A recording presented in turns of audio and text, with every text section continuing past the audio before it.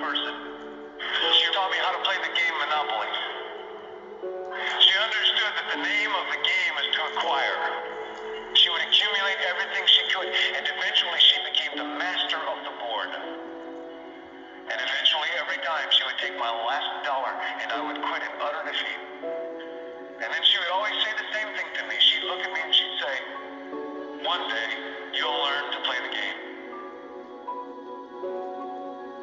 One summer, I played Monopoly with a neighbor almost every day, all day long. We'd play Monopoly for hours. And that summer, I learned to play the game.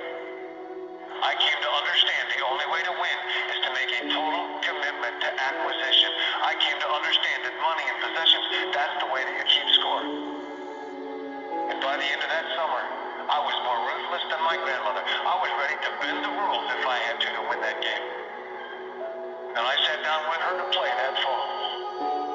I took everything she had. I destroyed her financially and psychologically. I watched her give her last dollar and quit in utter defeat. And then she had one more thing to teach me. Then she said, "Now it all goes back in the box."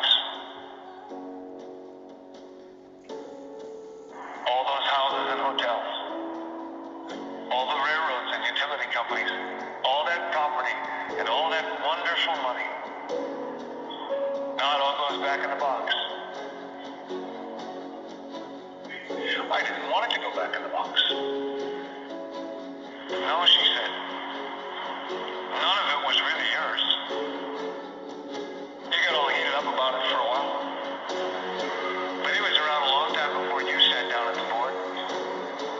And it will be here after you're gone. Players come, players go. But it all goes back in the box. Houses and cars, titles and clothes, filled barns, bulging portfolios, even your body.